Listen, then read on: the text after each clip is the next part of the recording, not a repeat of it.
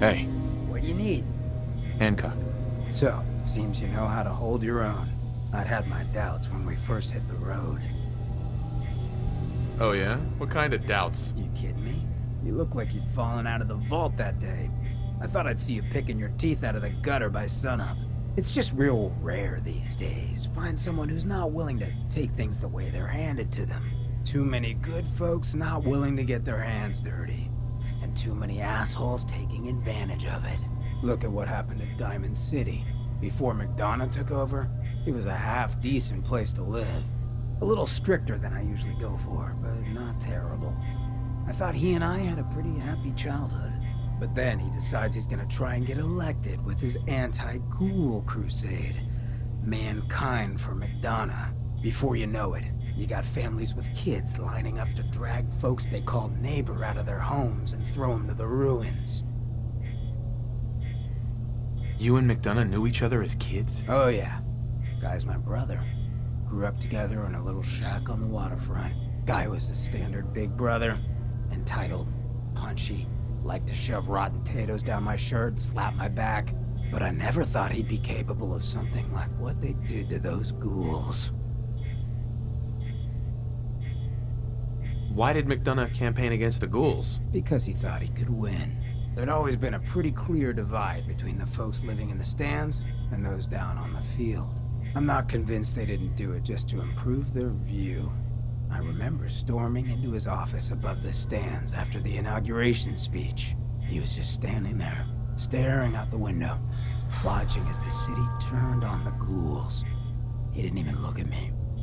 Just said, "I did it, John. It's finally mine." Should have killed him right there, but I don't think it would have changed anything. Instead, I pleaded with him, begged him to call it off. He said he couldn't. He had nothing against the ghouls. He was just carrying out the will of the people. And he couldn't betray the voters. And then he smiled. That hideous fucking mile-long smile. He never smiled like that when we were kids. I didn't even recognize him.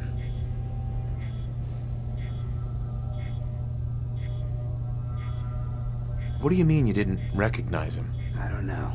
Just didn't seem like the guy I grew up with. When I'd first heard the rumors he'd been swapped for a synth, thinking back on that night, I thought it made a lot of sense. But now, I don't know. I don't think I buy it. I've seen him since then, and there's no way they copied him that perfectly. Even got his tight-ass walk. But at the time, I just needed to get the hell away from him. Him and that whole damn city. He murdered those ghouls.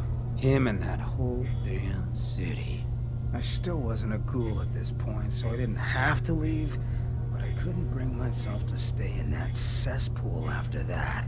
I'd been sneaking off the Good Neighbor for years to get decent chems, so I knew the safe routes. I managed to track down a couple of the families, lead them there, but most couldn't get used to the Good Neighbor lifestyle. I brought them food for a couple of weeks, but after a while, they just disappeared. Folks in Diamond City signed their death warrants, and all the good people were willing to just sit by and watch. I felt like I was the only one who saw how screwed up things truly were, who couldn't just pretend things were fine.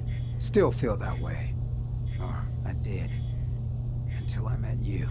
I know I run my mouth, but having someone who sees the world for what it is, and is willing to do something about it, it's meant a lot to me. I feel damn lucky to have you as a friend.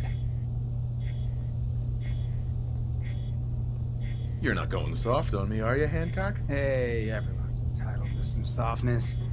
For me, it's pretty much everything below the eyebrows. Well, thanks for hearing me out. You probably weren't looking for a history lesson, were ya? You wanna hit the road?